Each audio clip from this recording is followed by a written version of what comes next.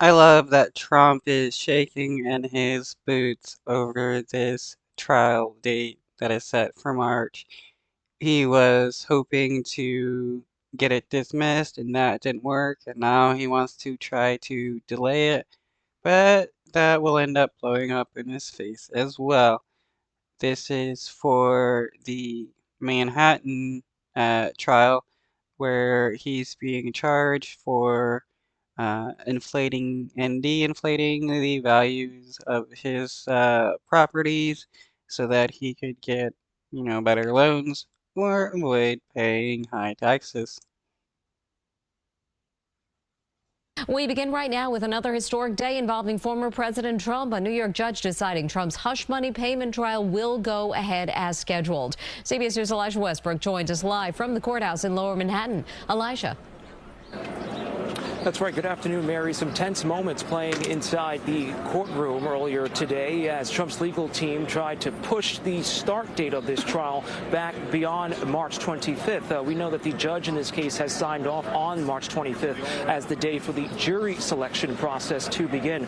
All of this taking place as Trump is facing indictments in at least 3 different cases in separate states. Now, Trump's plan is to delay his trials until after the election. So if he's possibly elected president, he would be able to try to avoid charges by being a sitting president. Donald Trump stopping before cameras ahead of his pretrial hearing Thursday morning, taking jabs at prosecutors and Manhattan DA Alvin Bragg. We're here for something that is not a crime. Nobody's ever seen anything like it. What it is election interference. His bold statements come as the judge in this case confirms March 25th will be the trial start date as previously scheduled. Trump's legal team argued Thursday. I just find it funny how Trump wants to claim like every single trial that he's in is election interference because he won't be able to campaign while having to deal with his trials. It's hilarious. Thursday that keeping it on that date is, quote, a grave injustice.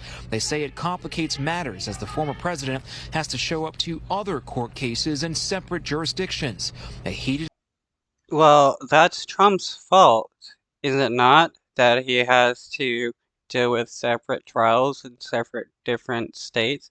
I mean, like anybody else that had a court case in a separate state that they lived in or was in at the moment, it's up to them to go show up for that court case and deal with it. And if you have 2 different court cases in 2 different states, well, it's still on you to deal with those court cases. Exchange between Trump's lawyer and the judge ensued after his lawyer kept pushing the envelope that Trump has no time to prepare for these separate cases and that a later start date is ideal. We want delay. Trump is not special just because he has multiple court dates he has to deal with.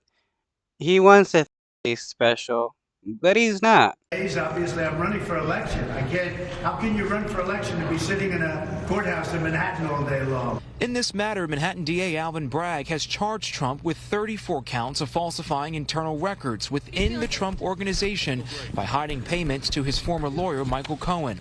Prosecutors say Cohen helped Trump cover up a relationship with adult film star Stormy Daniels and Playboy model Karen McDougal. We also know the former president is accused of paying. And this guy is supposed to be like a Christian evangelical family man who is appointed by God. Yet he is fornicating with prostitutes and having multiple affairs on his wife. I thought cheating was a bad thing for Christians to do. Off a Trump Tower doorman who claimed to have a story about Trump having a child out of wedlock. But Trump is denying those allegations. If found guilty, he could face up to 4 years in jail and would be unable to pardon himself if reelected as president. Ooh, 4 years in jail and unable to pardon himself. That's awesome. Since this is a state case. And back out here live in Lower Manhattan. Joining us right now is our... Yeah, pardons only work for like federal charges and stuff like that. State stuff, well, you're gonna have to deal with it. With the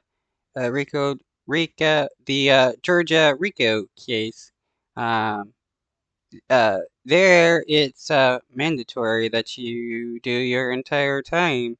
So if Trump does lose that case, he'll have to spend his entire time in jail, which if he does become president, just means he's going to spend his entire presidency while in jail. Very own Alice Gaynor, who was actually inside the courtroom, so you essentially had a first-hand account on everything that was transpiring. What can you tell us? What was the energy like, the vibes like inside that courthouse? Well, Elijah, security, as you can imagine, was very tight, much like the other trials. We had to go through 2 metal detectors, 2 security screenings, and we were locked into that courtroom. In fact, I only just got out of here about 15 minutes ago, even though he left a while ago. We had to wait for him to leave the area. Court lasted about an hour, 45 minutes.